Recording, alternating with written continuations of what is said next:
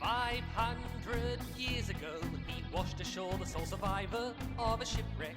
And upon the skull of the man who killed his dad, he said, I'm mad, I must eradicate piracy, injustice and cruelty, and all my sons will follow me, so evildoers will believe that this man cannot die. G'day, this is X-Band, the Phans podcast. Our website is chroniclechamber.com, and you can subscribe to our podcast via YouTube or through your favourite podcast apps.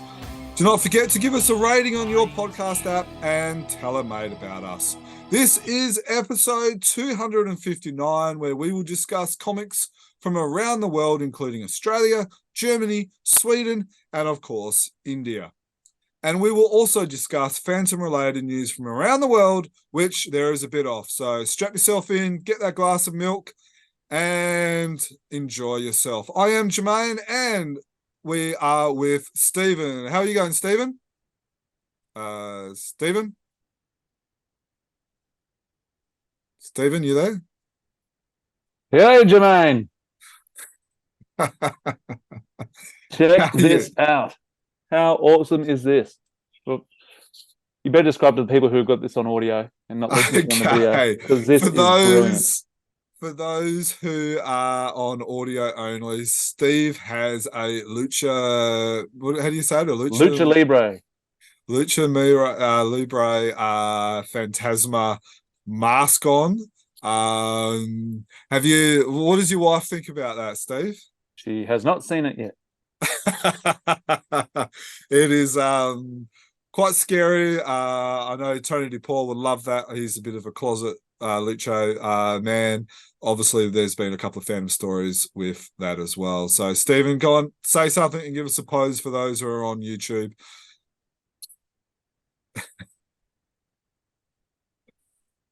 Awesome. So, are you going to do the whole podcast on that, Steve? No. Might take it off now. I don't know how the microphone was going with all the rustling with the mask. Very good. So, what was the story behind you picking up that one? I was at the Vic Market just last weekend, and I thought, just pop in. I had a bit of cash in my wallet, and first aisle I went down, bang, there was that sitting there. I thought, I'm going to come back. First, I'll do my lap around, but as soon as I've done my lap, straight back to this Mexican shop, which had a few Lucha Libre masks, and it had, El Fantasma, and I just had to pick that up. And yeah, the Tony DePaul story, I went and found it, and actually I got the image of it, but it was on my phone and not on the computer. I would have flashed that one up as well. But yeah, I actually wore it at school yesterday. We had a fun day, a fate thing, and we had this inflatable boxing thing going on, and when I find some footage of it, I'll share it with you. It was a bit of fun. But I was the ghost hawk because I was wearing my Hawthorn jersey as well. So El Halcon Phantasma. Well done. All right, so we've got a few Frews to discuss, but basically we're going to try and get all of the news, the stories, and all that kind of out of the way, because coming up soon is the Frew 75th anniversary, and we wanted to do a dedicated podcast to discuss that comic, because it's an amazing comic, a big comic, 180 odd pages, all color, all news stories. So we wanted to give its own space. So we are going to go through. So the first comic we are going to be talking about is this one, which is Frew number 1950. Which has got two stories. It's got the Street Predators, which is a Team Phantom Men story by Daniel Carlsson and Anthony Spay. And then there is a short 8-10 page story, Jane Saves the President. So as per normal, Steve is going to discuss the plot. I'm going to bring up the story for those who are on YouTube, and then we're going to discuss, and then we'll go from there. So please carry on, Steve. Right, here's my best summary that I could do very, very quickly. Here we are. So the Street Predators. The 16th Phantom is stopping over in the port city of Carlsson on his way to London. His ship, I think, has run aground due to a storm. Now, the story opens with two street kids stealing to survive before running headfirst into a mysterious man who's got a couple of goons with him. One kid's able to get away while the other is captured by these mystery men. The one who gets away, of course, runs into the Phantom, which brings him into the story. So, with the Phantom on the case, he is soon on the trail of, trying to find the missing child, which uncovers a Machiavellian experiment. For those of you unsure, that's the end justifying the means, done by some nefarious bad guy who did you visit the thesaurus when you wrote up this thesaurus? Yeah. Oh, I tried. Yeah, I've got to make things sound good. So the Phantom uncovers this plot and, of course, he puts an end to it. That's the whole thing of the story. So how he does it is, that's what you got to read about. Do I go about the Jane Saves the President as well? Are we just doing... I guess we'll talk about the story. The Street Predators first, yeah. Yeah. So first and foremost, Anthony Spay, who we know is doing the artwork for the video game, is the artist on this. And as I was flicking through it myself, I thought, I think we're in good hands here with the video game. Just the detail and the way he's drawn his Phantom, and actually the cave and the tunnels and stuff. Hang on, I'll blow up my screen. Yeah, here's the page 8 and page 9 you're talking about. Yeah, page 8 and page 9. It really brought back those screenshots that we've seen in regards to the video game for the Skull Cave.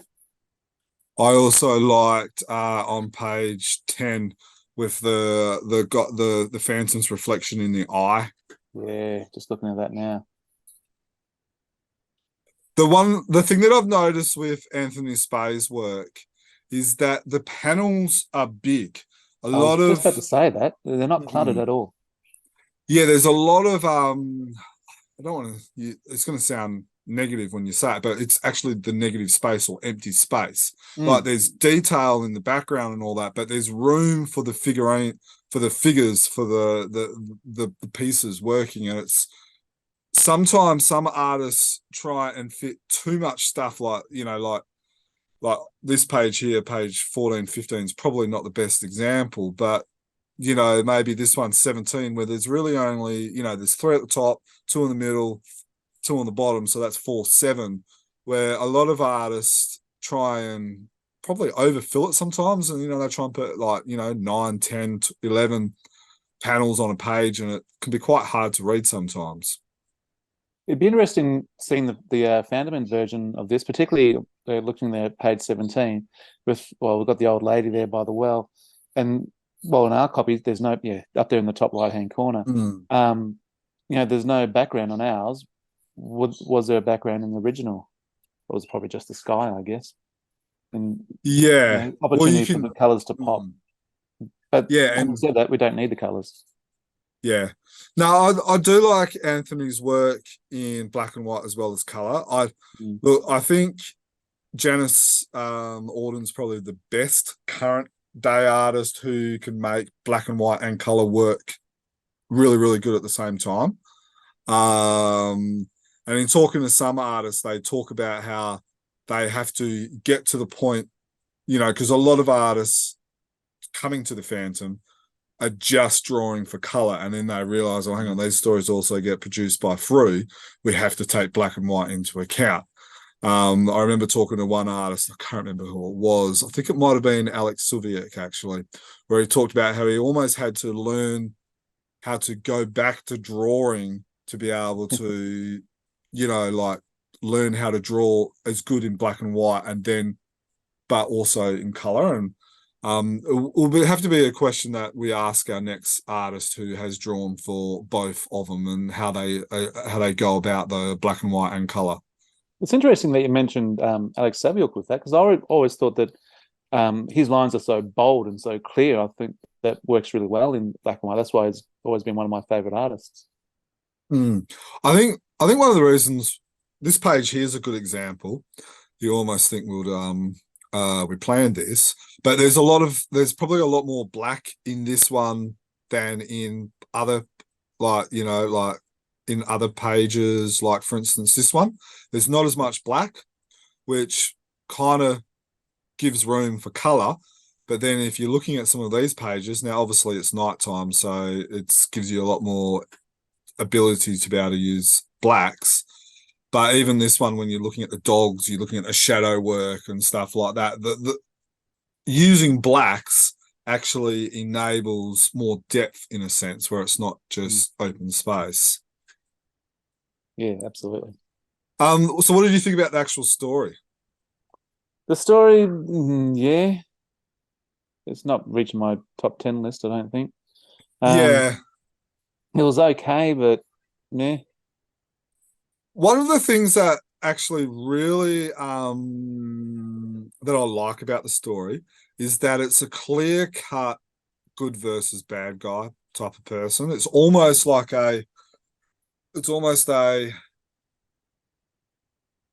would you call it? A lean towards the 40s, 50s type of Phantom stories where you know who the bad guy is, you know who the good guy is.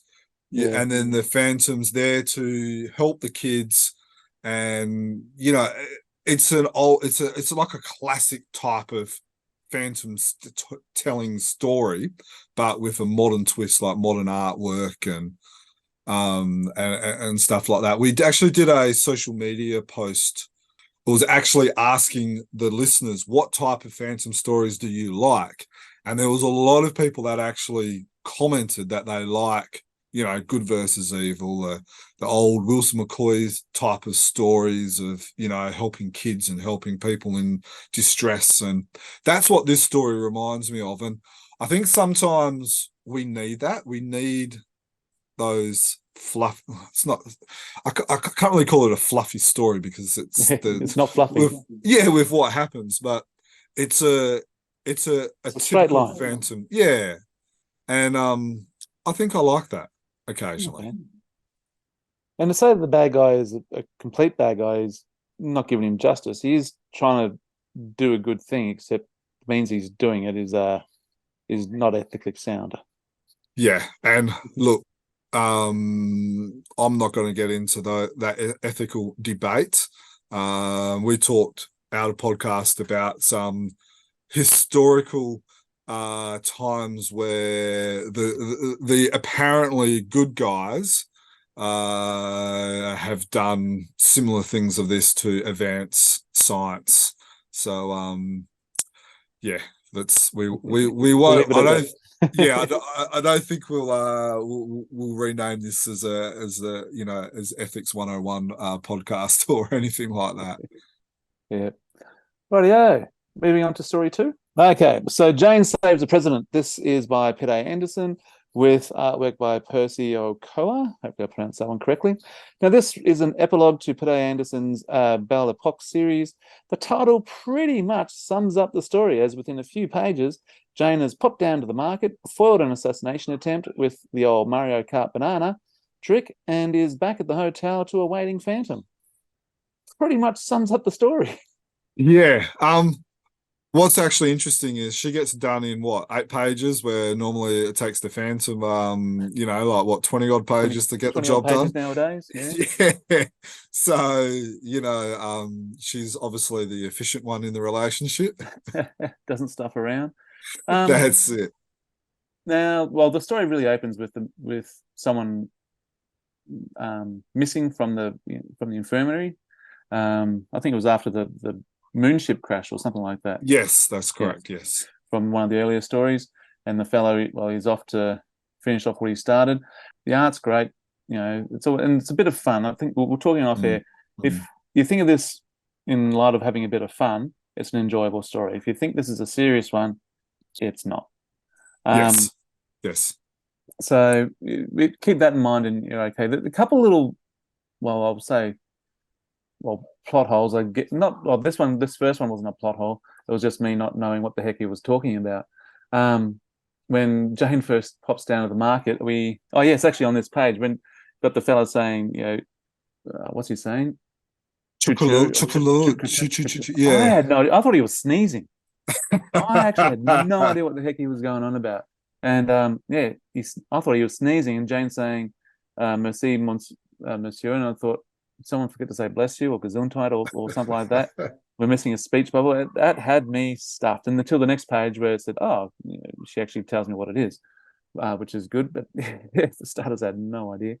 It's probably the only problem about actually injecting real life French in this case, that if you're a 10-year-old kid who doesn't understand French or something, or if you're or 40-something-year-old man yeah, who's got no idea it can be it could be seen a little bit confusing. And that's actually been a critique of mine with these stories every now and then. Sometimes it's in French, sometimes it's English, and you get the idea that sometimes it can be a bit confusing. But the biggest plot hole here for me is how did everyone just assume that this guy's going for the president? He's got a gun. Oh, he must be going to shoot the president. I don't recall seeing anywhere else in the story that the president was nearby. I could be wrong. I could have over-skimmed that or something like that. But as far as I know, there was no mention of the president actually being down the street. Then all of a sudden, oh, this guy's got a gun. He must have been out to kill the president. That was he's holding a speech. Oh, sorry, no, I did miss that. He's holding a speech today in public, not far from here. But still, there's the point is that there's a huge leap that he's got a gun. I must be here to shoot the president. So, but you never actually see the president. You never see him nearby. You never. If he's in public somewhere, he's somewhere, but we never see him close by to this. What's going on? But I think the point you're making is that there's that little bit of a jump, and look, that happens when you're dealing with an 8-page story.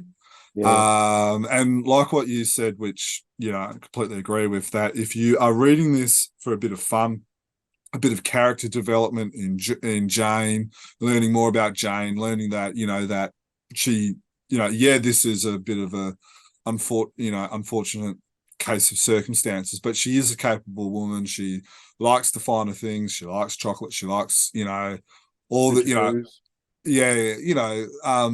it's character development. It's a page filler. I don't think Pidde Andersson, when he wrote this, was trying to solve world peace or anything like that with this type of story. He was just having a bit of fun. We know from past stories that he likes to have some fun occasionally. Yeah, and fun with bananas today. Frew 951, which you will see the image up on the screen as we're talking about it. So that image there, Steve, so we'll talk quickly about the cover. There was a post from I think it was, who's from France, who's a lover of all old comic stories and everything like that. He actually found version of this, which was I think it was a Tarzan. And then, so obviously Glenn Ford has, for lack of better words, swiped it or refreshed it into a Phantom point of view. So, it's kind of cool that there's a bit of the background story into that. But Frew 951 is one of the replica issues. It has 4 stories in it, which is the stories or the Frew issues 93, 92, 91, and 90. So there's 4 stories in each of them, which is kind of cool because it means we're getting through them quicker. We're over halfway. So the 4 stories are the Ape Idol of the Durugu by Lee Falk and Wilson McCoy. It's the daily version of this story because there's actually the daily, and then it also ran in the Sunday papers as well. So look, it's a good story. It's a classic, what we talked about before. You got the bad guys trying to rip off a bunch of innocents, and then the Phantom has to step in and rescue them. All 4 of these stories are like that. Then you've got the Mob, which is by Lee Falk and Wilson McCoy again. I love the twist in this story. So this is a twist where you've got trying to figure out who the bad guy is. So, there's a little meek, mild person who plays the bookmaker who is actually the bad guy. I think from memory, this issue, when it last appeared, which was 1004 or 6, I believe that issue was actually the one that hooked Sammy J as a Phantom fan. It's the one that's got the fist coming Yes. up. Yeah. The third story was aboard 1003 the is this one. SSK. Yeah. Oh, 1003. If you're watching to us on YouTube, we will be putting up some of the internal panels up, so you're not looking at our faces the whole time of this story. So it won't be the whole story, but it will be parts of the story, so you can kind of refresh your memory. And that's maybe Stephen, we need to all buy Lucha Uber's mask, so that way our viewership might go up a little bit. And then the last story is the Super Apes Part 2, again by Lee Falk and Wilson McCoy. So this is the story where you've got some super apes kidnap a jungle chief, teaches them some jungle drums, and that's how they communicate, and then they try and take over the jungle. And the beats that they're drumming out is Morse code, and they were actually bad jungle patrol people.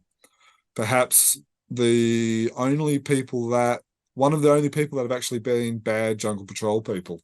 So there's that story as well. That story was also redrawn by Bill Lignanti, which was done by a Gold Key story as well. So look, there are fans out there that enjoy these. Me personally, I'm glad they're now going 4 issues. It means it gets through it a little bit quicker. One of the things I will be interested is the replica issues and the annuals are up to about 30 odd. So I wonder if this replica issue are planning on going to meet that replica in the annual, or whether they're going to go all the way up to 1. So it'll be interesting. I reckon they're going to go all the way. So as we said, the next issue, which is Frew 1952, you'll see the cover on the screen for those who are on YouTube. That is coming out in a couple of days at the time of recording. So we want to give that a standalone podcast. So we're not going to talk about it here, but look, if you are listening to this, go out, buy it. It's 280 odd pages, all color, 8 news stories, no reprints. There's only one sequel too, isn't there? Would that be right? Yes. One sequel, which is to the first Frew issue, which is the Slaver and the Traders, which is the slave traders story, all titled Enter the Phantom. Mm-hmm.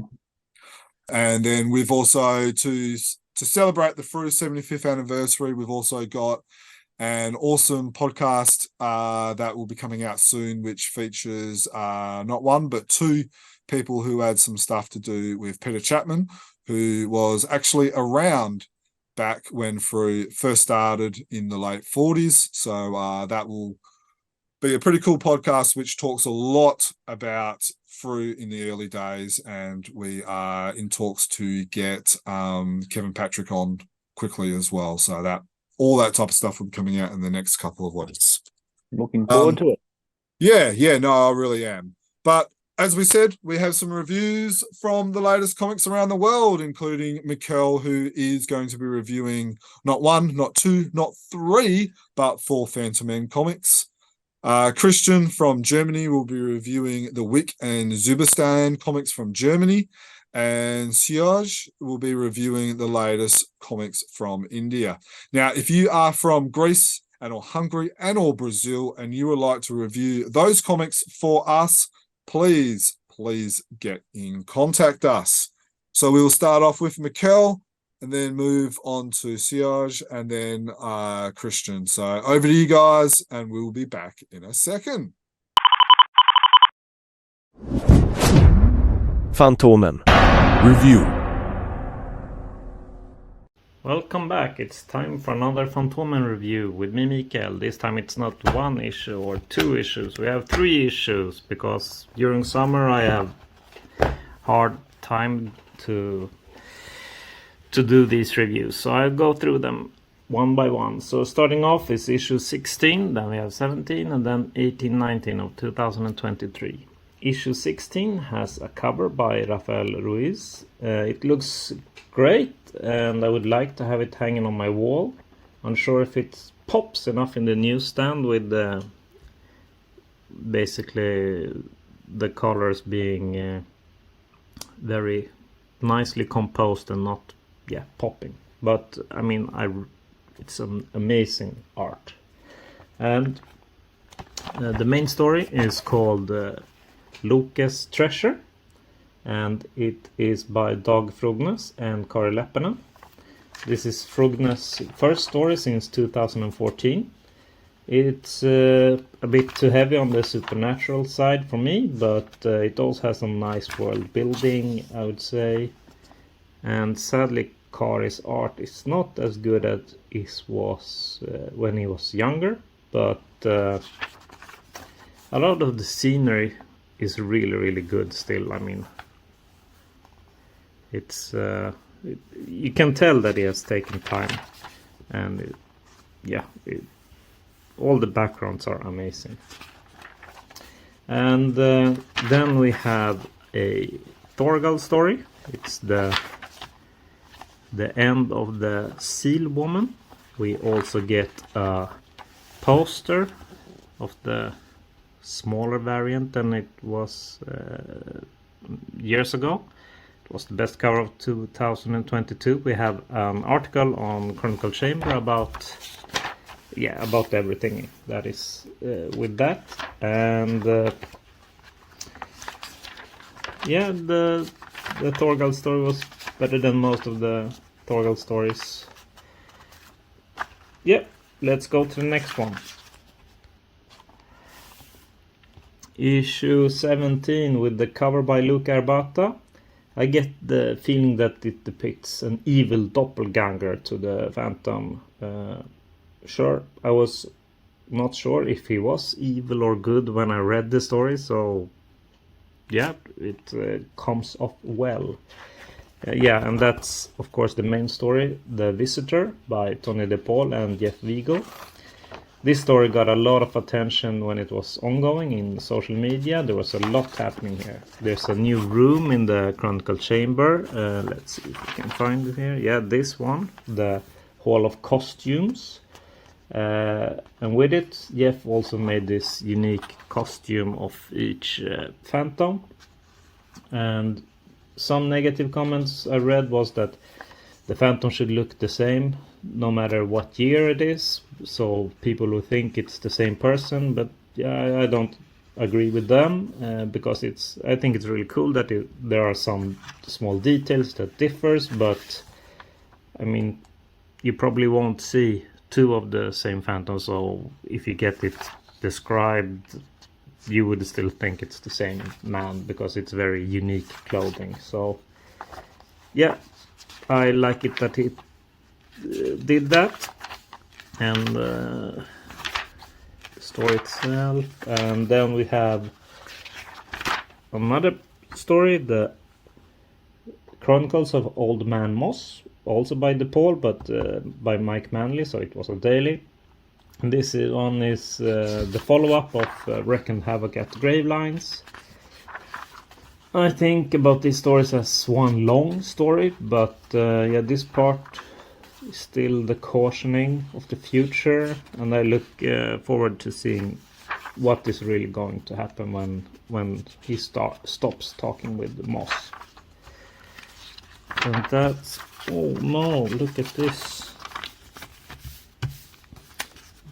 Let's go to the last issue here, 19 of 2023. That was hard to pronounce, apparently. It has this cover by Johan Bosch and Andrea Kagol. I really love the colors, and I guess this is Jermayn's favorite, since the Chain of Patience is on the Skull Throne. This features the 5th story in the Belle Epoque suite by Pidde Andersson and Percy Ochoa. The never-ending honeymoon of the 19th Phantom continues. This one is full of action and chase scenes, and yeah, as the earlier ones, I enjoy reading those. Pidde is good. And then we have The Waterman by Lee Falk, George Olsen and Fred Fredericks. This is not the best period of the newspaper stories. I think the art is really good in this one, but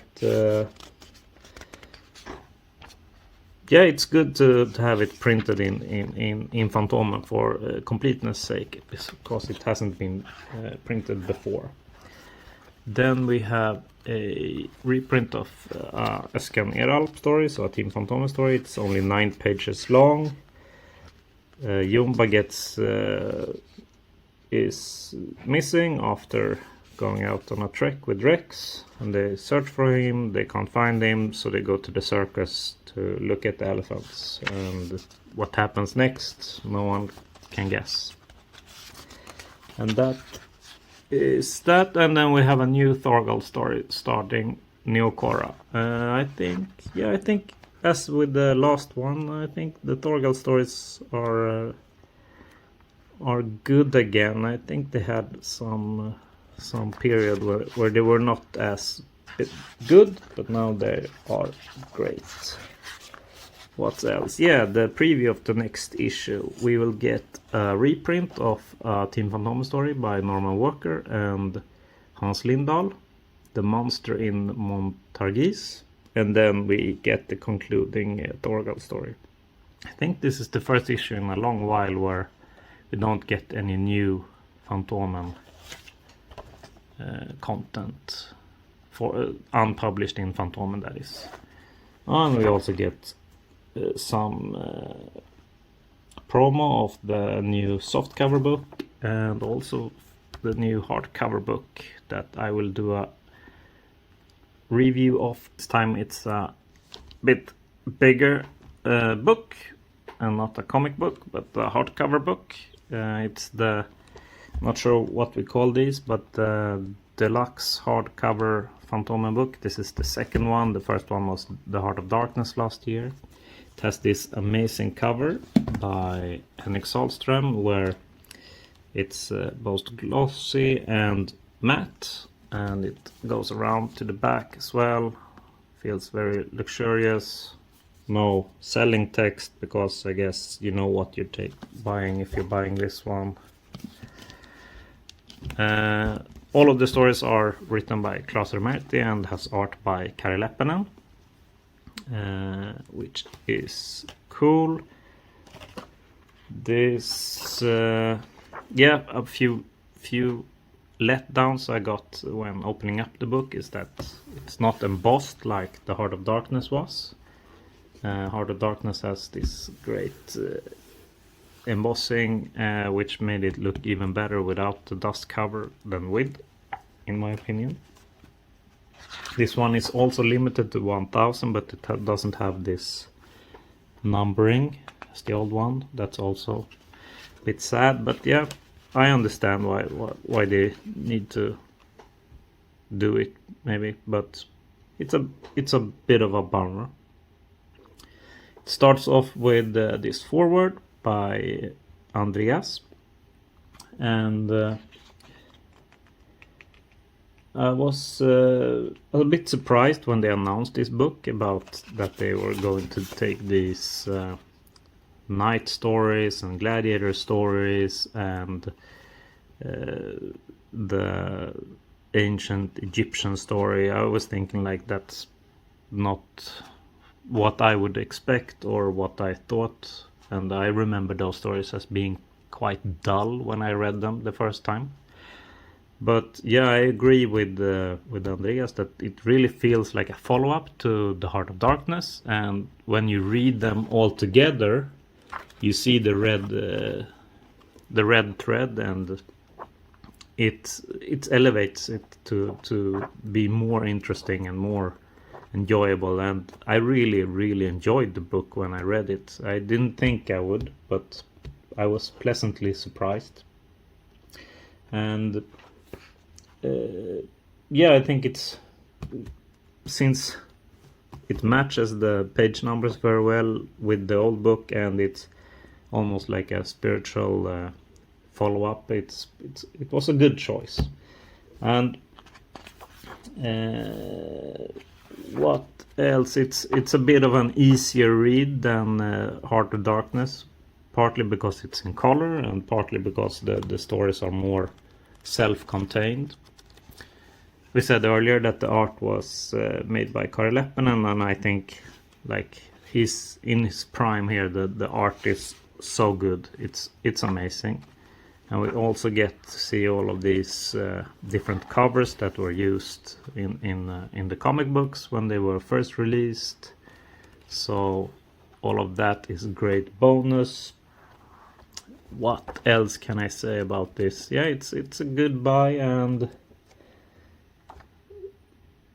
yeah, I was expecting a good book, but they delivered a great book, and I hope the sales of this book is good, so they can continue doing these deluxe hardcover books next year and the year after, and so on and so on.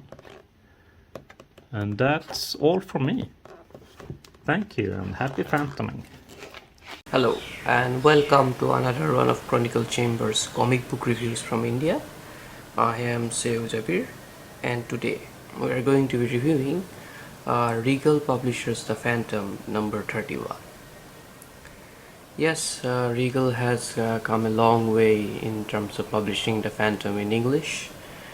This is as they reached the 31st issue now, and that is a very good thing for them and also the Phantom readers here in India, as Regal has been producing quality products so far, and that's a great thing. Also, they have recently celebrated their 3 years of publishing The Phantom in English, and also announced that there is a new Phantom comics coming this our way, and that is a very exciting news also. So let's get started with the review. This comics number 31 was released on 15th of July, and then the shipping started a couple of days before that, and my comics was shipped. This one was shipped in July 13th, but due to the postal India Post service, I got it very recently, and thus this review was delayed for some time, but I don't think this is a very big delay. But yeah, Regal, it's not Regal's fault, but the post office sometimes take very long. As you can probably guess from this nice cover by Ankit Mitra, the main story in this book is The Drummer of Timpani, a classic Phantom story by Falk and of course Sci-Fi, and yeah, it's a very nice cover. The face of the Phantom kind of remind me of John Boyce's style. I don't know exactly why, but when I first saw it, it kind of reminded me of his style. So yeah, it's a very nice one. I like the uses of circles in this. It's a very good one, I think. So this book, along with the drummer story, also has another story called Wharf Rats by Lee Falk and art by George Olsen and Fred Fredericks, which we are getting back to later. As you can see, the cover is of course always laminated, and that's good.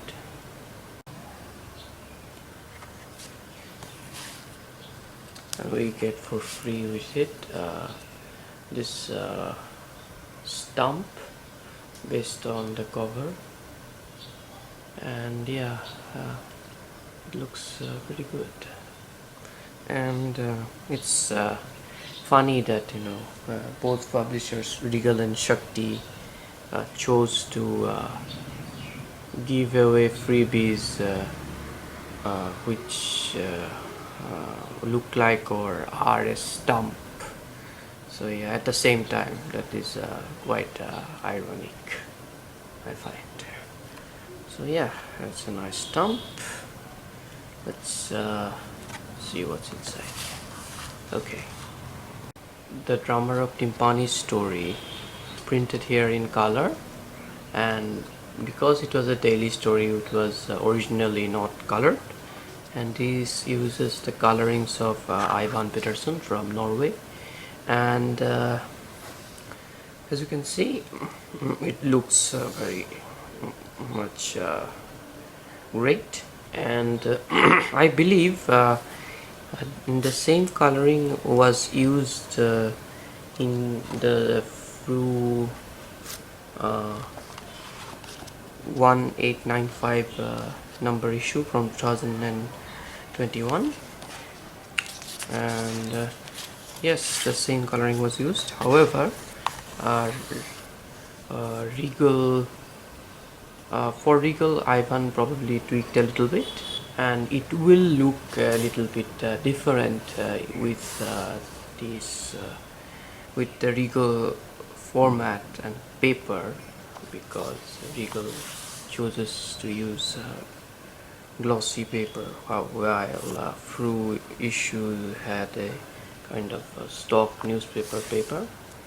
So yeah, for this review I thought what I should do is like compare some publications of the same story here, and it's a little bit different, but I think this will be a great comparison, because it will give an idea about how in different formats the story was printed and which one is the preferable one. For the comparison, I have with me along with the Regal issue this one from this reprint of the story from Indrijal Comics. This is Bengali Indrijal Comics number 83, and if you add 23 with it, you will get the English number, because Bengali Indrijal started from the number 23 of English. So yeah, that is something. So yeah, it's a nice cover, and we'll be looking inside the issue later. And this is I already showed, this is Frew 1895 that printed the drummer story in color by Ivan Peterson, and with some sequels and stuff. And also we have inside the cover of number 1166 Frew, first complete printing under Jim Shepard, and we'll be looking inside later. And finally we have a Fantomet from Denmark. I believe this one is from 1976, and it's number 42, with a nice cover by Rolf Goss.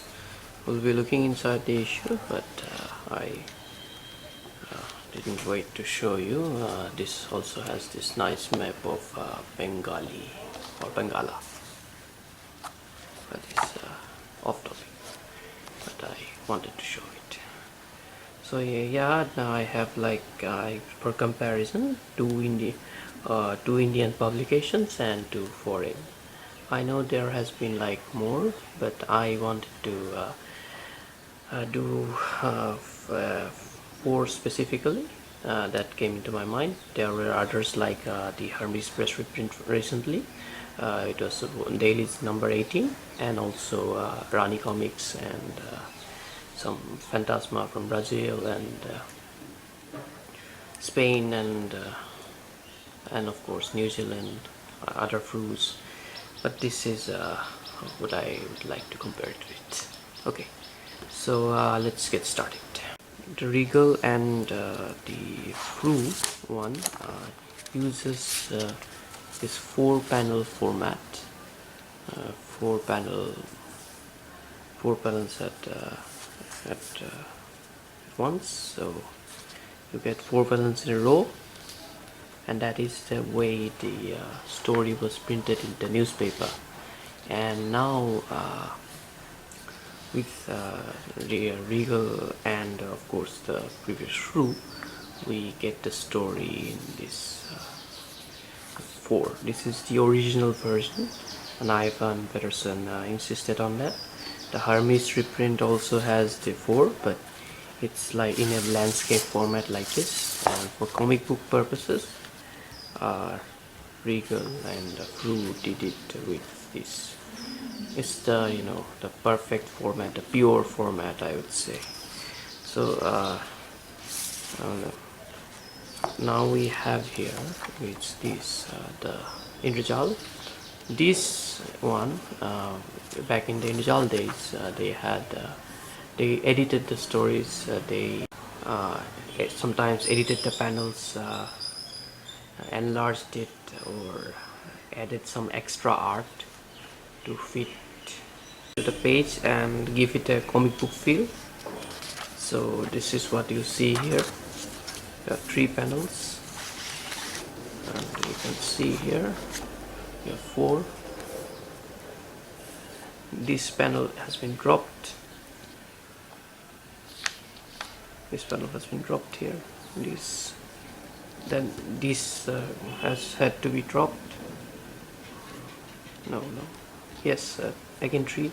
This panel had to be dropped, and every single panels like this, like they need to be dropped, and that's how it's edited. And yes, it makes it larger and creates some type of comic book feel. But this was the old days. We now prefer the you know how the story was actually printed. So this is an interesting format. This is from the 60s, I believe, 60s and probably 70s. I'm not sure. And then we have from the 70s this one, foreign language. Same thing. They used 3 panels. A fantastic reprint, because you know you can see the panels compared to the original ones, and actually see everything. But with the Indrojal, the colorings and everything, it made it some type weird colors. But it's a product of that time, and we don't need to talk about it.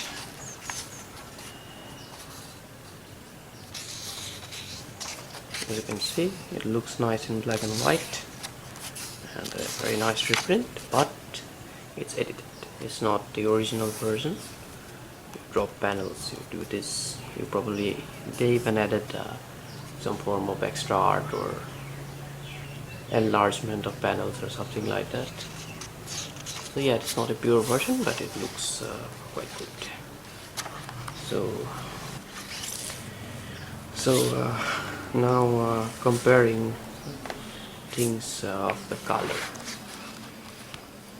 First we are going to see the Indrojal colors. As you can see, I already showed you this coloring is quite good, but it is not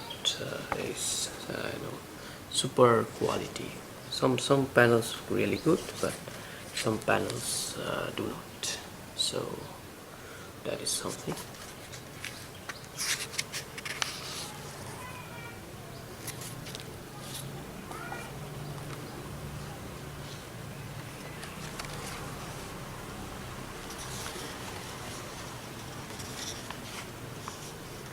The Frew reprint has the colors by Ivan Peterson, and it is essentially the same color as the Regal ones. It looks quite a bit, but I would say I don't exactly know what to say it, but how to say it. It looks quite dim compared to the original. I mean the original coloring CD because of the paper that was used. And, but it still is in the pure format, and the colorings by Ivan Pedersen is always nice. So we get like better and even tweaked version of this coloring here in this Regal issue. As you can see, glossy pages make the colors really shine. Looks really good. No more dim colors. All are bright. Nice and bright, you know. Everything looks good.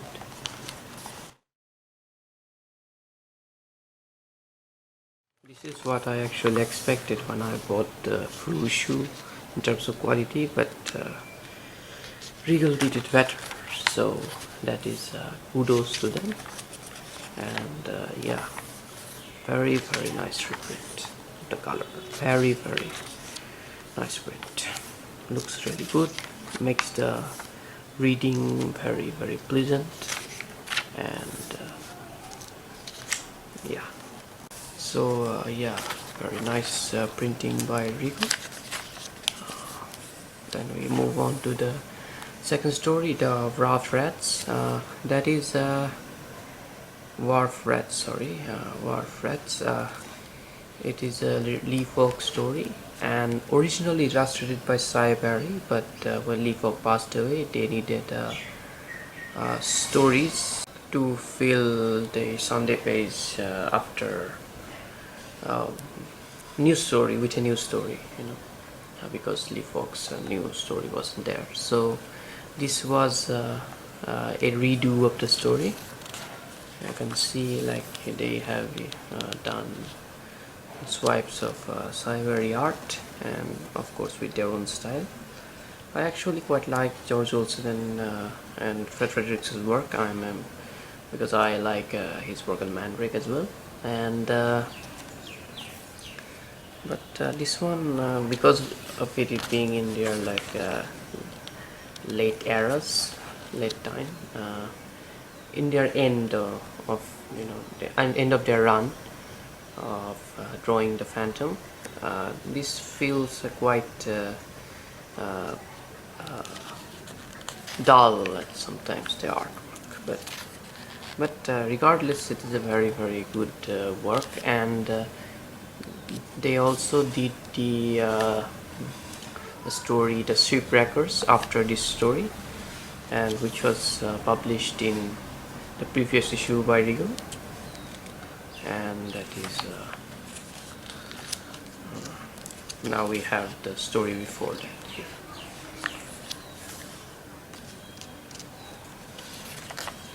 I appreciate the fact that Regal is publishing like these stories, because we haven't seen them in comic book format for a long time, since the publication in the newspapers or magazines.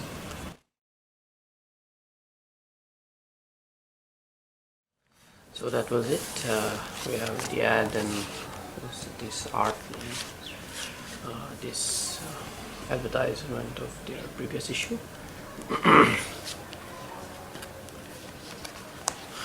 A lovely book of 40 pages, and very nice work by Regal. However, I still miss the single issues they did with 2 stories, and this one has 2 stories.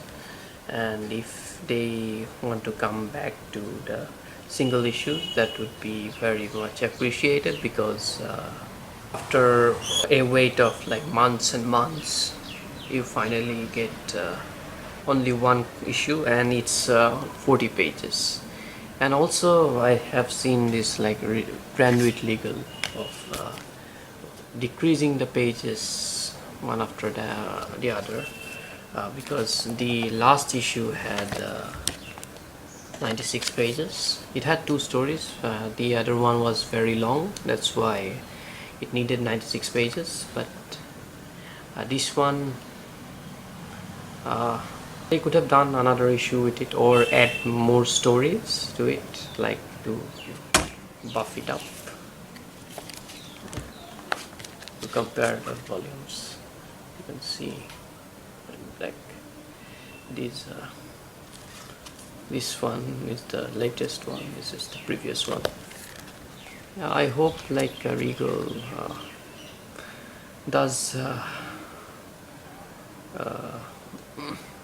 more fantastic products like this. However, they need to get back to the 2-issue format or buff it up, you know, like a big book, you know, a small one like this. Of course, the price has reflected on that, and they have reasonably priced this one. That is good, but just we need more, because we are getting more now. You are just giving us we do need more, and every one of us would like, you know, if you give us something more for the fans, you know, because to keep after the long wait, I would say. That's it for the review. I am excited to hear that they will be releasing another comic book, which should come out next month, hopefully. And until then, thank you for watching, and happy Phantom.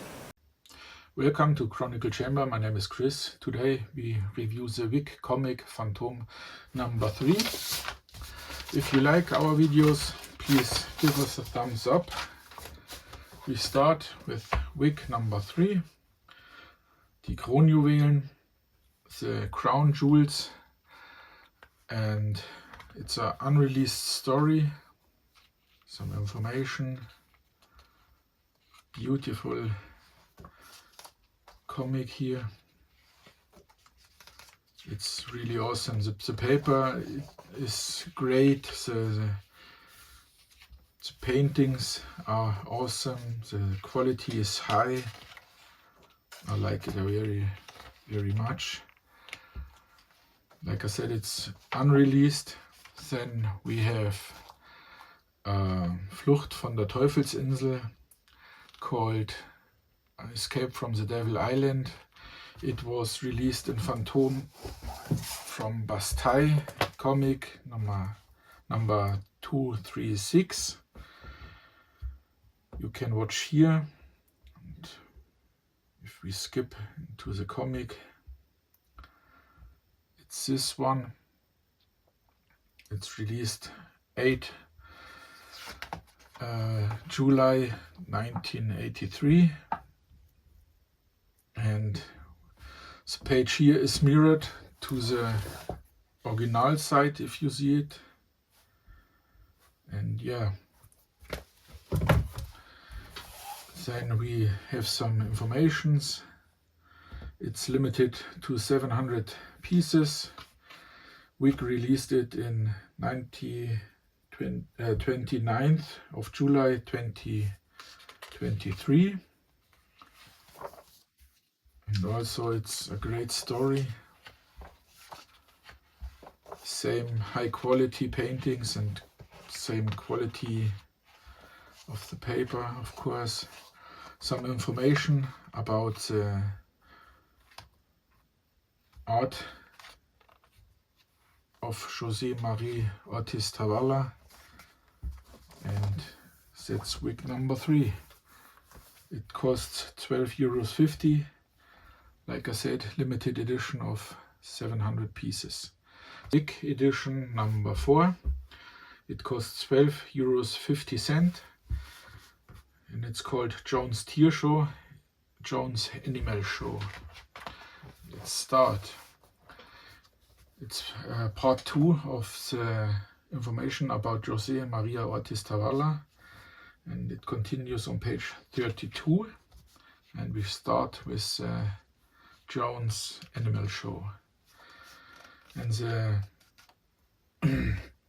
page 2 is cut in the Spay comic, and I show it to you. It's the Phantom 211, which it looked like this. And if you jump on this, eine Rechnung geht nicht auf. It's called in Germany, a bill doesn't pay off. And that's the second side. And if you look, it's different. So we continue with the Wick comic.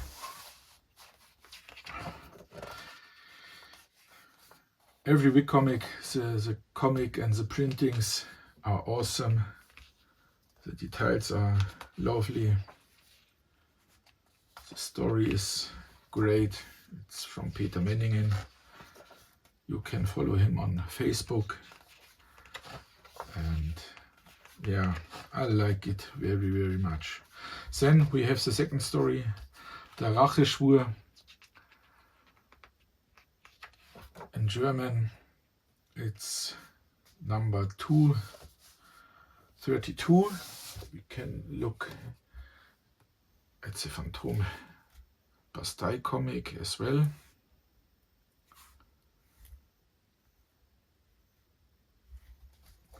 It's the second story of the comic.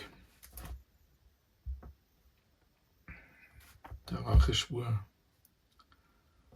You see it here. Yeah. And the Wick comic is black and white, limited to 700 pieces. Some informations. John's Tier Show. It was released on 23 of July 1982. Page 2 was cut. Der Racheschwur is in Phantom 232, released 13th May 1983. And again, Wick released this comic on 29th July 2023. And go on. I show you the comic. If you like what we do, please give us a thumbs up. Then we continue with the Tavalla art information. He drew for Masters of the Universe. And one page from the German Gespenstergeschichten. It's the art from the magazine 539 and the back side of the Wick comic. My name is Chris. Today we review the Zauberstern Phantom number 8. It was released on 8 August 23. It cost $9.99. Let's begin. So we had some informations what's inside the magazine. It's Hinter der Maske. It's Unmasked Part 1 and 2 from Moonstone 2010, written by Martin Powell and art by Hannibal King. It's a full comic. I like the comic very much.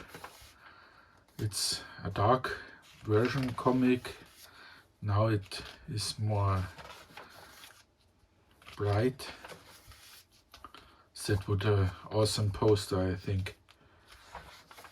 Yeah, I like the story. It's cool, but at the end I had a tear drop in my eye. But yeah, I enjoyed it very much. Like I said, it's from Moonstone 2010, and it's the end here. Then we start with Die Sünden des Vaters, the crime apparenties. It's a daily story. You see it on the strips. Here it's a 215th daily story, written by Tony Powell and drawn by Paul Ryan. It runs from September 2005 to January 2006. I like this story too. It's a nice story, good to read. And the next story in this magazine continues with Familienbande, the Jungle Trek, or sometimes as The Challenge, written by Tony Paul, drawn by Paul Ryan. It's a 216th story. It runs from January 2006 till May 2006. It continues the second story here, which Kit and Heloise did the challenge Phantom makes for him. I like it very much. It's a cool story, good to read too. And the next Phantom magazine from Zauberstern comes 10th October. Then we have some fan post and advertising for Van Helsing comic and the known backside. If you like our reviews, give us a thumbs up. Thank you very much. Goodbye. All right, so we are going to move on to the daily and the Sunday story progress discussions. So the daily story is daily 263, which is titled Dungeons Undone. So basically where we left off last time, again, if you're on YouTube, you should be able to see this on your screen. You've got the two bad guys stalking Babadan, Savannah, and the Phantom. And then, yeah, they stalk him, and then they decide to shoot him. And I don't know about you, Steve, but at this stage I was going, please let it be Savannah. Please let it be Savannah. Please let it be Savannah. I may have been thinking the same thing. I was then thinking that maybe Babadan was going to die, and then that was going to cause the Phantom angst and guilt that he was the cause of him dying. But as you will see here, the Phantom's grimacing, and here we go. We can see the bullet wound. Yep. So what was your reaction when you realized that Moz's vision has not exactly gone to plan, but the outcome is still the same? My initial reaction was, if you go back to that first one, when it's gone into the belt, was his old man. So his old man got the knife in the back, and the fella nicked the belt. That was my original thought as soon as I saw that. History repeating itself. Yeah. And so now, yeah, as the days have gone on, or a week or two, really been seeing what's happening. But yeah, as we go through, that they're having this big conversation here at the Jeep. Phantom's trying to get the other two to go off, saying this is where it ends. But he's come to the realization just yesterday that things aren't following Moz's prophecy. Yes, he's being shot, but he's supposed to be resting against the tire wheel now. You know, he's supposed to be, you know, his legs are gone, but he's still standing. He's wondering what's happening here. Like Moz's vision isn't coming true. And actually, in yesterday's, if you get that far in the thing, to me it seems like he's almost floating. Like, I know we're going through, yeah, the angles that are happening here. So the others are kind of fading away, and he's on this other plane of existence, really, or other realization. What's going on here? But the angles and the what's the right word I'm looking for here?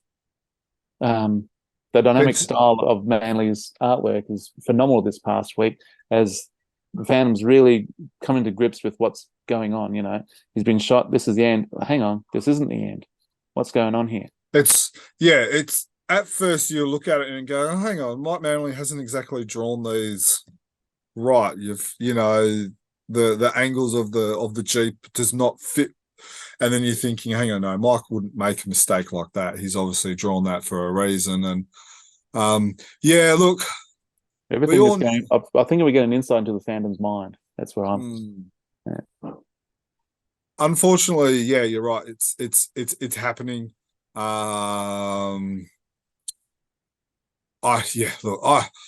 I must admit, I'm at a little bit of a loss. Like I was kind of hoping, like the first time when Tony DePaul explored the Phantom dying, which was when Bubba saved the guy, when he was, kind of, what was it, the Phantom must die or something like that.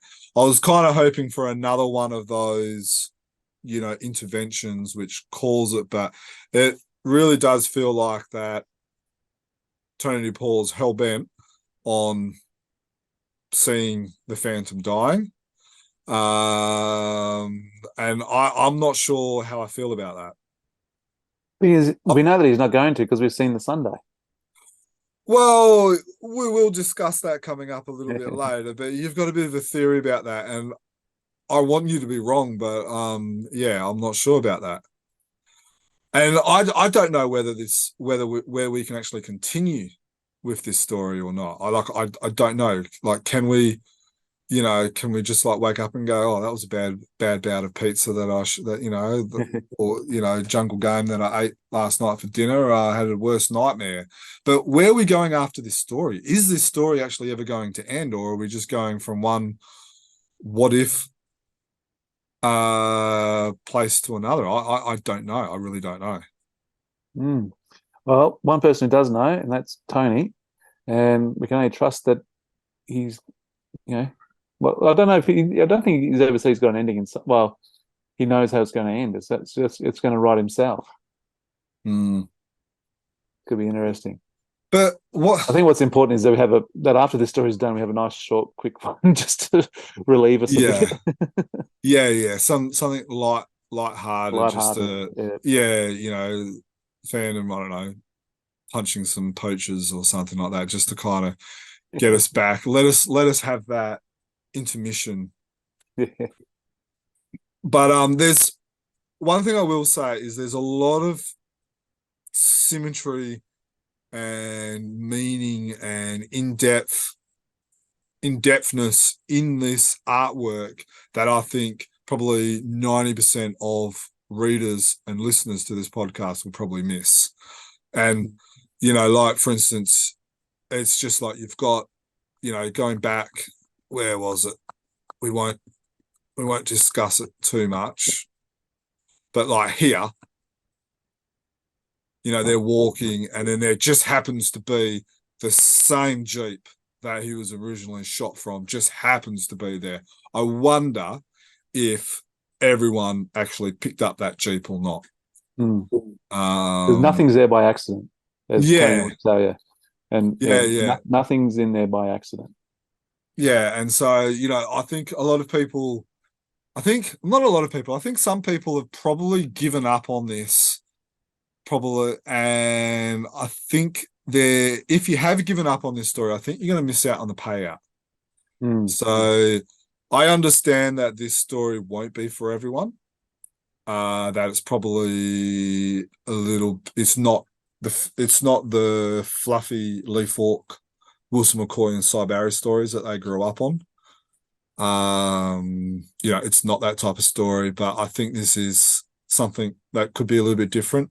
Tony DePaul's got the blessing from KFS, who owned the comic, and to be able to take it in the direction that he wants to. Lee Falk took the Phantom in many directions. The Phantom, in the 40s being a pulp hero, to being a family, to being the child-friendly, type of person, to marrying and having children. And then even Lee Falk took the Phantom into a darker, grittier in the 1980s and early 90s. And now you've got Tony DePaul taking the Phantom in a different direction as well. So, it's his right.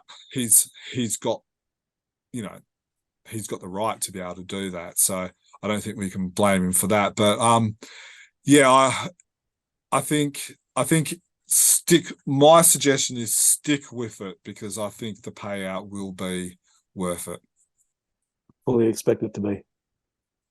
Yeah, and it's like, and there's some great artwork, there's some great action shots. Oh, the art is phenomenal. Just these like, poses, these are mm, awesome. like Yeah, this here, you've got, this one here, you've got Babadan just basically, he's staring stand and down. deliver. Yes, he's not worried about the bullets that are whizzing all about him. He basically saves it. Before the Phantom can reach for his guns, he's already firing an arrow. Oh, that's because, well, the Phantom is trying to save the woman first. Yeah, I know, but still. Briefly made mention about the Sunday story. So the Sunday story is Sunday story 194. Again, it's art by Jeff Weigel, and the story is called "The Commander Will See You Now." Where I think last time we talked about it, we were one, maybe two Sundays into it. So 4 weeks later, we've got a couple more to discuss. So we will start it from the beginning, just because it will give everyone who's watching this and also about listening to it a bit more context. So did you want to just go ahead, Stephen, and tell us a little bit about where we are with this story? Well, first and foremost, I'm glad that we've got the proper art here with the title panel, because that's missing on the Chronicle Chamber. Oh, sorry, on the Comics Kingdom website. So when Tony shared this on his blog, I think, and I actually got to see the title panel, I thought, that's good, and really foreshadows this is a Jungle Patrol story. So we have a mysterious rider coming to the Jungle Patrol, and people wondering who the heck this fella is. He doesn't seem to be stopping. No one knows who he is. The next one, they're asking him to identify himself, to show himself, show up your hands. He said, hey, I'm Jungle Patrol. It's all good. And at the end of that panel, I'm John X. And people saying, who the hell, what are you talking about? Then, of course, it's Hawa, isn't it? That's her name, Patrolman Hawa. Yep. Comes running down, embraces John X, and really happy to see him. And, of course, we've got Dog X, or just Dog, comes around to see him. So we're under the impression that this is the Phantom. So he's survived his ordeal at Gravelines, and he's back here at Jungle Patrol headquarters, using John X, who we know is the Phantom, and all that sort of stuff. A couple of little issues, though, that I was thinking of when it first came out, those first couple of weeks. If we duck back for the first couple, down the bottom there, he was looking quite blonde, which to me just shouted Kit Jr., Phantom 22. So I was a little bit worried that this could be 22. Are you still worried about that? 3-4 weeks later? I'm not worried that it's 22. We've got Devil here who's by his side. Well, we can assume it's Devil. Assume that's Hero. Is it Hero? No, the horse looks kind of brown. No, I don't think it's Hero, because it's a brown Hero horse. definitely looks brown. Yeah. So I think it's a different horse. Now, so obviously here on the 23rd, no, the 13th of August, which is 2 weeks ago, you've kind of got a continuity crossover where in the Sunday story, they're actually talking about the daily story that is still in continue. Yep. So this story, in a sense, is in the future of what we're reading in the daily story. That's it. So that can, allay everybody's fears that the Phantom meets his doom at Gravelines. It could be 22. Could be the 22. But I don't think Kid Jr. knows enough about John X to fulfill that role. Yeah, but he wouldn't be the first Phantom to fool someone who saw, the previous Phantom die, and then, you're back alive. You must be the man who cannot die, the ghost who walks. Yeah. So I think it's, within their ability to be able to know who Hawa is and be familiar with all these people and all that, when his dad was John X. Do a quick crash course before heading out there. Yeah. This Sunday is rather interesting, though. Going into the unknown commander's office, and the safe's there, and reports that haven't been touched for ages. And John X even saying, maybe the light bulb's burnt out. Yeah, I thought that was quite clever. Yeah, but also it could be a foreshadowing. Is the unknown commander storyline burnt out? Have we moved forward from that? Could that be what's going on here? That's where I think we're heading. Hmm. Is that we are going to stop having this unknown commander. And which to look, me would be a travesty. This is Yeah. something I just like. It's silly. It's fun. I enjoy it. I like it. Don't kill the unknown commander story. Just, it's absurd that the unknown commander, goes into a well, comes in underneath the tunnel and up into the safe, and no one can figure out how he gets the thing. It's absolutely absurd, but this is comics, and this is where absurdity makes sense, and I love it. Please don't let it go.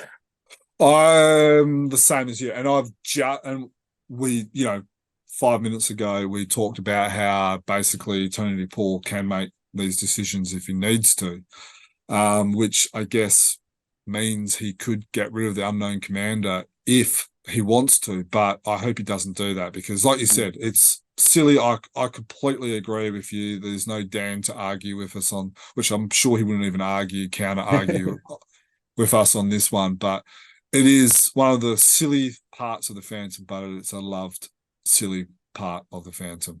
Yeah, and what I also like about this week's, what's the date today? The 20 whatever? The 27th. 27th. As they're walking, to get to the safe, they're passing this room that's got, these big widescreen TVs, all these mod cons and that sort of stuff, to go into this, antique safe. I think it's brilliant. The juxtaposition I think it's fantastic. But even with all these mod cons, we're still relying on notes in a safe. And we've talked about in the past, well, maybe the commander's just going to upskill it, up tech it, where instead of a safe, it's going to be on a server. You put all this stuff in a folder, and the Phantom, or the unknown commander will read it. So maybe that's what Tony is going to do, is basically update this concept. So instead of being a safe, but I'll be very wary about that, because I know Team Phantom Man actually blew up the well, and that I think a lot of fans were probably more upset about the well being destroyed than actually Luaga losing the presidency. So it'll be interesting. Probably right. Yeah. So look, I'm sure, Tony DePaul doesn't do things he doesn't wake up at 2 o'clock in the morning and go, I'm going to ruin and mess with some focus today. I'm going to do this. I'm going to do that. And, he doesn't do that. He's trying to make the Phantom strip to continue. He's trying to create stories that will get fans thinking. He's trying to create continuity. He's trying to do that. So, look, I'm going to wait and keep my powder dry. But, Tony, this is a warning. If you are going to kill off the unknown commander, you will hear from me. Ominous words there. But what I do like that the name of the story, The Commander Will See You Now, I'm wondering how that's going to happen. It's not past tense, is it? Too. Yeah, he will see you now. So it's going to be interesting. Is John X going to meet the commander, or is Colonel Warribu finally going to meet the unknown commander, or is John X going to say, yes, it's actually, you are right, it's me? I wonder how this is going to play out. And it's not past tense, like, no, it's going to happen. The unknown commander won't see you anymore, or, but so it almost means that the unknown commander is still alive, because he will, like, will means it's going to happen. Yeah. So in this panel here on the 20th of August, you see a picture of Colonel Weeks in the background. And then when you're talking about the story, so when they're talking about a story, instead of having the Phantom and Warribu standing or sitting in the office, you've actually got the rounded circles and the greenish tinge letting you know that this is a story that they're talking about. I know on some past podcasts we've talked about, with the whole flipping between present, future, what if, to have signposts. I think Jeff has done a great job in signposting that this is the narrative of what's happening, whether you want to call it a flashback or whatever. Yeah. Whether it's a flashback or whether it's just made up, It's a story that's being told. If you are out there and you agree with us, or you think, or you don't agree with us, and look, let's be honest, the three of us hardly ever agree on something. So the hundreds of other listeners and viewers that watch this, I could guarantee that you are not going to agree with us with what we discuss. So please let us know. If you're on YouTube, jump on, give us a comment. For those who are listening to this, we are going to be having a YouTube competition, a YouTube only competition. So basically, if you want to be in the running for the competition, comment on this podcast, and then we will draw out a winner like we have just done with our social media comments as well. So thank you for listening to us for that. We will now discuss the Phantom news. So we've got a fair bit to go here, so we will rattle through them. So there's no new news on the new TV show in development. Say that 20 times. Fun with that. Yeah. We have created a podcast where the extended team pitched some TV ideas. Now, Stephen, putting you on the spot, you missed that episode, so you have not 5 minutes like we had, but you don't get the luxury of telling us in 5 minutes. You get a minute or 2 minutes pitching your idea, just for completeness sake. So please let us know how you would go. Well, for starters, that I did listen to that podcast. It's probably the first one I've listened to for a while, because usually I'm on them and I don't go back and listen back to them. Don't be saying you don't listen to the podcast. Well, I'm already on them, so I don't need to hear myself again. And well done to the team for all their ideas. From memory, I think my idea probably closely relates to Dan's. Anyway, so this is my pitch, and I've written it down to try and be succinct. So election in Bengala I've actually got that same idea too. It's Luaga versus Bababu. Bababu attempts to destabilize the government to instill no confidence in Luaga by bankrolling gangs, etc., to wreak havoc. That's pretty much series 1. Episode 1 is a phantom-focused adventure and ends with return to the Skull Cave with family. Episode 2 is a Diana-based adventure, which opens with Diana doing her boxing training, just like in the first story. And episode 3 is a kids-focused story, all Bandar. I haven't quite figured that one out. Maybe it's both.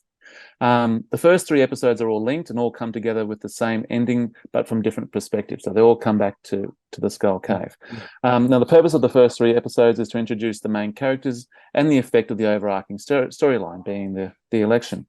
Now, the idea about Bababu using gangs to destabilize the government and instill no confidence, my idea behind that is to use phantom stories. So using stories like the Bad Guys or whatever else you can think of from the comics or from the dailies or whatever. Guru, Jungle Muggers. Yeah, anything like that. And you can bring that into that series. Reason why, I'll say that after I've given all my pitch. The second last step, what I've got here, the election, which will be won by Luaga as Bababu's plan is exposed. Last episode is the fallout, so we find out who the real power behind Bababu was. So there's always a power behind the throne, and in this case will be the Singh Brotherhood. Season 2 is all about fighting the Singh. Opportunities for tales from the Chronicles, as we are shown the Phantom's battles with the Singhs throughout the generations, which link into the current battle. I think that was very similar to Dan's with his government thing. In the last episode, a mole in the Singh who was working for another crime syndicate stationed on the Isle of Gulek returns home to inform his big bad guy, Rama Singh, that a man wearing that same belt defeated the Singh Brotherhood. See where we're going with this. Season 3, all about bringing his father's killer to justice. So we hold off showing who Rama is for as long as possible. In my casting, it's Billy Zane. The last episode is a big tech convention attended by Luaga and dignitaries, including Walker. Amongst the displays is the Z-Jet, which displays warp speed. This gets the attention of interstellar beings. Z-Jet gets flown by Flash Gordon, gets attention from Ming the Merciless. So that's where we're bringing the Defenders of the Earth storyline into it. So season 4 is Defenders of the Earth. Ming attempts to take over the Earth. The Phantom, Flash Gordon, and later Mandrake and Lothar band together to fight back. They are able to repel Ming, but not without damage/consequences. Leaves opportunity for a crime syndicate to prey upon this chaos, like the Vultures. Season 5 is Phantom versus the Vultures. Flash Gordon, season 1 is now in play as well, which Flash is following Ming back to Mungo and in adventures in Shua. So I haven't got a storyline for Mandrake, but that's what I've got for my 5-season take on the fandom. Now, my whole idea about this, and it was a critique of what you guys all did a couple of weeks ago, was I wanted to try and keep it as close to the comics as I possibly could, because my thinking is make the TV show and get people into the comics. So when I've watched things like the Daredevil TV show, if I watch something like The Flash or whatever other comic-based TV show, which is on Netflix or Stan or whatever your streaming service is, the idea should be to get you into the comics. So that's my idea behind my TV pitch. If you enjoy it, excellent. Let's get it getting greenlit. Let's make it happen. Awesome. Thank you for sharing that, Steve. Look, great idea. Personally, it's probably, it could be recency bias, but it's probably one of the better ones. But when KFS decide to leave something out, or when we find something, we will let you know. So keep an eye on our socials, keep an eye on our website, and you will be notified. Now, the other update is that we will be having Ash from Art of Play Games on one of our next podcasts. Within the next couple. Yeah, keep an eye on it. He will give us updates on timelines for things like Kickstarters, the trailer, comic conventions, and everything like that as well. So it's pretty exciting. Now, talking about exciting stuff, one of our other next podcasts, and then we'll actually get into Phantom news, is that we will be hosting with David and Seuj Abir an online studio sketch-off. Now, there will be an article coming out probably the week of this podcast coming out with the time and the date, which will be September the 23rd, which is the New York time, which is a Saturday night, Sunday morning for those in Australia. We'll have the full breakdown of the timeline for everyone around the world. So this will be an opportunity to watch Seuj Abir draw live, along with some other Phantom artists. We've got about another 2 that we're looking at in discussions with, and we will be announcing those as well. So less than a month. Basically, you will pay for a ticket to be able to watch, ask questions, and then all the funds raised will go to a charity. And then at the end of the sketch off or the studio session, everyone who brought a ticket will go in the running for winning one of those. So you will have, say, a 1 in, 10, 15, 20, 25 chance of owning a Seuj Abir original that is being drawn. You've got the video of it being drawn on a podcast. So that will be pretty exciting as well. Awesome. So one of the new things we want to talk about is price increase for the regular Phantom Man comic. So all the details will be on our website. So make sure you go and have a look at that as well. Now, Stephen, have you seen this Phantom Man hardcover book? Well, not in the flesh, but I've read the article. But I read around the place that it's a top 5 bestseller in Sweden. Yes, it did get as high as in the top 5 for about a period for about a week and a half, which is pretty good. Included in this podcast, Mikael actually reviews it. I've got the first one, which is The Heart of Darkness. Amazing book. That did really well, so they've released another one. Basically, if this does really well as well, they'll probably do one a year. So looking forward to it. We had a bit of a social media fun where some fans talked about themes for the next couple ideas. So I'm sure Andreas and Jacob and some of the other hierarchy guys had a bit of a look and noted down some ideas as well. What would you like to see? Let's just pretend that you and I can read Sweden, that we live in there and stuff like that. What would be a theme, or what would be a story, some stories you would like to see collected in a hardcover? Oh, crikey, got me on the spot. I got no idea. So they're doing Heart of Darkness. What are they doing? What's in this new one? Do you remember the Gladiator stories and the Phantom Chronicles, where you have the Phantom Gladiator, the Egyptian Phantom, the Phantom Did they Crusader? collect all those, did they? They've collected all those stories in one.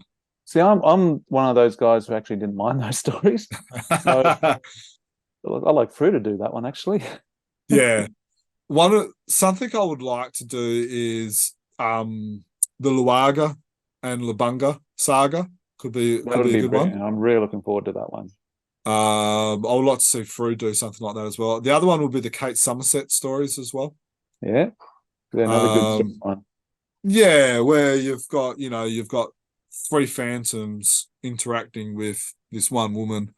And so, there's, there would be a good, I don't know, probably 20 stories about that as well. So there's a couple of ideas. But yeah, I wouldn't mind seeing some of that type of stuff. I went ahead and looked at the next point and thought, this is brilliant. I didn't realize this one. Oh, well, tell us all about it, Stephen. This next one, we got new keychains being released in the USA in October 2023.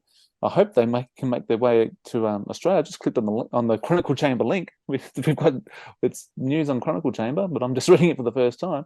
We've got Defenders of the Earth 2-inch keychains. These things look brilliant. They're like, I guess they're kind of like the pop vinyl style. They're not quite the pop vinyl style, but you get that idea. They're cutesy type look. But these are keychains on school bags big over in your side of Australia? Yeah. Particularly with the primary schoolers. Yeah. See, they are like my kids have got, it's no wonder their kids' school bag is so heavy because they've probably got about half a dozen chains on there. Yeah, and it's just like, and to be honest, my kids go to a private school, they all have to have the same backpack. It's the only way you can tell whose bag is who. By the amount of accessories they've got on them. Yeah. Gee, and the point of sale box, I just want to get that too. It looks quite... Sorry? Yeah, no, keep going. So I was about to say, in regards to these keychains, it is Defenders of the Earth, but there's two versions of the Phantom. One's the Defenders of the Earth version. The other one's more the comic strip version with the striped trunks and the gun holsters. Mandrake, there's only one version of Mandrake that I can see. Lothar, there's one Lothar. There's three Flash Gordons.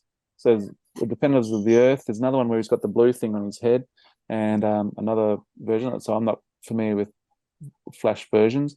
There's two Mings. Yeah, two Mings. Yep. And we've got a Zuffy and a Garax. Now, Zuffy and Garax are the chase keychains or key rings. So it'll be a little bit harder to find. But these are great. Well, I really like the look of them anyway. Yeah, and I'm going in blind bags. Yeah. Yeah. You and your blind bags. Bloody blind bags. I'm sick of those. For those who don't know the joke, what we're laughing about, the last thing they released with the blind bags was the little 2.5-inch superhero figurines. How many of those have you brought, and have you got a Phantom yet? No, I bought 3, and none of them are Phantom related. I'm grumpy. Look, I'm sure eventually the 2-inch figurines and these keychains will find their way on eBay. So I'm sure you'll be able to just buy them that way rather than having to buy blind bags. It does take the excitement out of it. I do like the excitement of opening it up and am I going to get it? But I'm a little bit sick of not getting it now. I do. I've got a Ming and a Flash Gordon and some bearded fella with wings. Yeah, you've stopped recording those now. I'll stop sharing the money with you guys. Yeah. Yes. No. Look. I think they're great. They're going to be things that you can chuck on your kids, and then they're going to go, "Oh, who's that? Oh, that's the Phantom. Oh, who's the Phantom? Oh, it's the first Phantom. My dad loves it." And rah rah. And so, look, things. I think that's the way it's going to go. Do you want to rattle through some of the other news for us, Steve? Oh, next up, we've got a new sold. Well, is that the name of the brand? Anyway, it's a T-shirt design from over in India, I think, isn't it? If I click on the link, from memory, just got to remember I remember looking at this and thinking, "Geez, that looks good." We've got a picture of it. No, here it comes. Yeah, so got the little picture on the front with just the face and the Phantom, and then on the back. We've got like a silhouette Phantom. We've got Phantom running, and you've got Devil at his toes, and in big letters, the Phantom in like a fiery color in the font. Yes, that's over in India. Can you buy them over? What are they? $20 Australian, $12. Yeah, look, you can't even go to the website if you're living outside of India. So your best bet is jump onto Phantom Collector, message, just put a message out there and say, hey, I'm interested in some of those Indians sold store t-shirts. Is anyone from over there that can help me or trade some Phantom comics or something like that? I'm sure there'll be plenty of our Indian family with a PH, of course, that will be over there that would love to be able to get their hands on some Frew comics. Maybe even the 75th anniversary special that will probably be about the same price for a shirt or something. So, go, and find a friend. It's always great trading with fans from around the world, because you find friends. I know Dan went and did some trades with from France, and actually went and visited him when he was over there. I know of other Anthony Gillies from Canberra has done the same. He's actually over in Europe at the moment doing that. I know Trevor Clark has done it as well, doing some trades and then going to go see those fans that he's met up and stuff like that. So I think it's a great way to do it. It's really the positive side of social media, isn't it? It is. Next up, we're back to comics, but we got a new country with getting the Phantom. This is really cool. It's hot. It's awesome. In fact, it's Chile. Chile has got the Phantom. I wonder if anyone got that. Chile hot. Oh, look, I thought, cool. Yeah. No, very good. Cool. Yeah, Chile last produced the Phantom probably back in the 80s. So after 40 years, they're producing some Phantom comics again. It's a series of about 8. It's all reprint stories, some cool covers. Go to our website. You'll see the link. You'll see the covers. Again, which stories are being reprinted? Majority of them are the newspaper stories, like old Sibari stuff or new newer stuff. Yep. So again, if you are wanting to get your hands on them, you will have to find someone who could probably sort that out for you. But look, comics in other languages is not for everyone, but for a lot of fans out there, they do enjoy adding those to their collection. So yeah, if you do, I look forward to seeing them in your collection. Very good. Next up, it's award season in the world of comics, or here in Australia anyway. And there's some fan creators and Frew, and even a Frew comic. Frew 1925 has been shortlisted for the Australian Comic Awards, which is, of course, the Whom the Bell Tolls, the Masked Marvel issue, which has got Paul Mason's story for Whom the Bolt, what was it? Until the Final Bell, Requiem for a Masked Heavyweight, written and illustrated by Paul Mason, edits by Amanda Bakchi and Glenn Ford. And I think Paul's also his other comic Flock, I think, is also in the shortlist, if I remember correctly. Talking of birds, I can hear the bird telling you that in the background. Yeah, Super Budgie's having a bit of a chat over there. Paul's been nominated. We've also got, who else? Kieran Jack, he's got some fandom credits. James Brower, Lauren Marshall, Jamie Johnson, Dean Rankin, Tim McEwen, Brenton McKenna, Gary Challoner, and Nicholas Scott are all involved with this. Yeah, so congratulations to those guys. Congratulations to Frew and Paul for that Frew comic. So the others have got credits for their other non-Phantom work, but obviously they do have a Phantom history, so we wanted to give them a shout out as well. It's pretty exciting. Not the first time the Frew has been nominated. There's 1830, It Tolls for Thee, another Paul Mason story. 1886, It Ain't Me, another Paul Mason story. And the Frew graphic novel number 2, The Phantom, the Ghost, and the Monster, which was Andrew Constant. And who was the artist? Giancarlo Cardosa. There we go. Yeah, look, the podcast we actually talked about before coming up, which is all about Peter Chapman, we actually make mention of this organisation, the Australian Comic Awards, or the Ledger Awards, as they're also known, quite a bit in that podcast as well. So, very good. Yeah, if you are an Australian comic historian buff, you would know about all that, and you'll probably enjoy the upcoming podcast as well. Cool. And just for those who are interested, the awards ceremony, so when we'll know the winner, is on 15th of September in Adelaide. Okay, next piece of news. There's an error in Hermes Press Volume 29. I did read about this, but a significant error due to our error, the Phantom story, The Poachers, July 21, 1980 to November 1, 1980, was omitted from the book. It should have been either the last story of Volume 28 or the very first story of Volume 29. They completely missed a story. They say they have no excuses and they're going to make it up. How are they making it up there, Jam? So they're putting it in as the first story for Volume 31. Now, I have in the past been critical of Hermes Press for some of their work, but I must admit, kudos on them for owning this mistake and providing a download link where people can download it, being upfront, not trying to hide it, not trying to, shift the blame or anything like that, saying, we're stuffed up, it will be in this issue. And I do like how they've done that. So kudos for Hermes for doing that. Yeah, and if you want to see what it's going to look like, click on the download link. And so I've just done, so I'm having a bit of a look-see. Lastly, yes, this is happening down my way. So lastly, in October 29, is the Melbourne Comic and Toy Fair. Now, I first heard about this when I was at the Metro Comic Con. I saw there was a stall there talking about it. But what caught my eye was the Phantom title was, up the top of the list of things that's going to be there. So, that's pretty cool. But then a little bit later, we get news that Glenn Ford is going to be there. The one and only Glenn Ford will be at the Melbourne Comic and Toy Fair on October 29 at the Darebin Community Sports Stadium. There'll be hundreds of vendors, from everything pop culture. There'll be comics, vintage toys, pop vinyls, posters, books, trading cards, all the stuff you usually get there, and Glenn Ford. And the website also states that Glenn will be bringing an assortment of items along with him for attendees to purchase on the day and probably get signed as well, no doubt.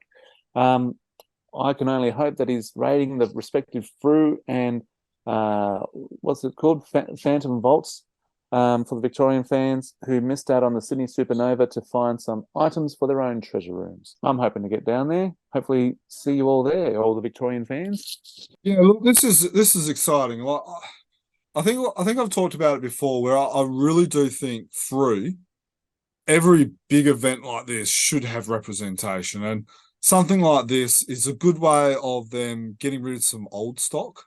Like I know Trevor Clark will be there. I think he's actually got a booth. So I was hoping you'd have a booth. There will be some old Phantom knickknacks, and this is a great opportunity for basically, Glenn to be able to go through Frew and say, yep, not selling many of those, and take a big suitcase or, down, whether he jumps in the car or the combi van, as Dudley talks about, Frew combi van in one of the Frew letters, whether he takes that down and then loads it up. But it's a great way of selling some stuff. Bringing the stock to the people rather than having exactly. Rather than having to pay for postage or going up to Sydney for Supernova. And so no, look, looking forward to you telling us all about it, Steve. Yeah, no, it'd be good.